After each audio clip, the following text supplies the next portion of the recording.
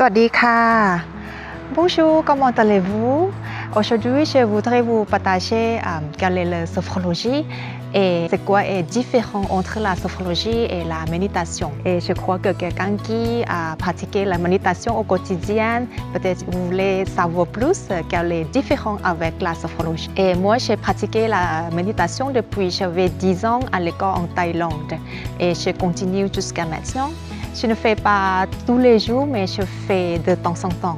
Mais maintenant, je suis en train de passer une formation pour être sophrologue en Suisse. Je suis très intéressée de suivre la formation de sophrologie parce que j'aime bien le concept. La sophrologie, c'est une combinaison de pratiques orientales. Il y a yoga, le zen japonais, la méditation bouddhiste.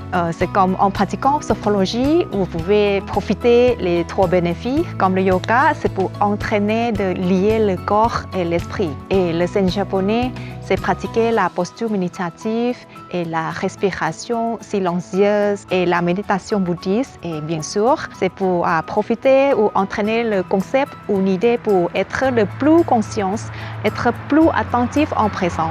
C'est une chose qui permet le développement personnel lié à la personne elle-même. On traverse un ancien monde. Ça veut dire qu'il faut entraîner au quotidien pour voir le résultat. Et c'est une chose en commun entre la méditation et sophrologie. Il a besoin de pratiquer, entraîner au quotidien ou régulièrement et puis vous pouvez voir le changement ou le résultat vous-même. Mais alors, il y a plusieurs points différents entre les deux. Le premier point, c'est le guide par la parole. La méditation, on n'a pas besoin tellement le guide. On peut faire nous-mêmes à la maison.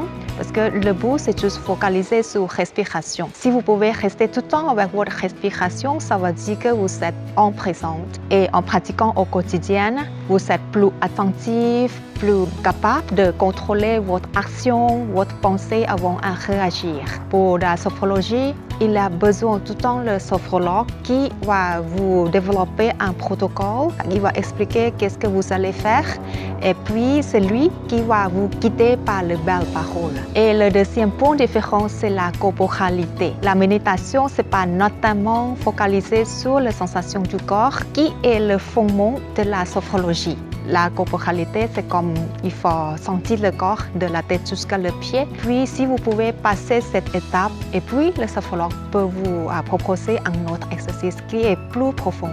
Et le troisième point différent, c'est très intéressant, c'est la posture méditative. Toujours la posture de la méditation orientale, c'est la posture en lotus ou posture tailleur. C'est comme il faut mettre les jambes comme ça, et puis le dos droit et la tête tirée sur le ciel, et c'est tout droit, mais qui est compliqué pour les gens occidentaux. Et la sophrologie, il peut adapter la posture méditative qui convient le mieux pour le corps occidental. Et en plus, il y a des postures variées pour la sophrologie. Vous pouvez faire en debout ou assis, ou même le pharaon. C'est comme ça. Mais c'est le sophrologue qui va vous dire que, OK, on va faire quelle posture qui convient le mieux pour cette science. Et ça dépend le bout de science, le niveau de vigilance qu'il a besoin. Et le quatrième point différent, c'est le principe d'action positive. Il n'y a pas notamment ce processus dans la méditation, mais c'est le principe de la sophrologie. Processus qui renforce les sensations positives dans le corps et mental. Et le dernier point différent, c'est le phénodescription. Il n'y a pas ce processus dans la méditation, mais c'est obligatoire pour la sophrologie. C'est comme expression orale ou écrite à la fin de la séance. Qu'est-ce que vous pouvez vécu pendant la séance? Qu'est-ce que vous pouvez ressentir du corps? Qu'est-ce qui monte pendant la séance? Là, juste expliquer qu'est-ce que vous pouvez sentir. Et voilà, c'est le point commun et le point différent que j'ai vécu personnellement. Que ce soit la méditation ou sophrologie, il y a des avantages tous les deux. Je pense que nous choisissons pour le faire de manière qui convient le mieux de notre vie quotidienne. Si le faire soi-même à la maison, ou si vous commencez de faire, c'est trop difficile à faire vous-même. Peut-être pour avoir un expert qui peut développer un protocole ou qui peut vous guider juste toute la science, c'est plus facile pour vous.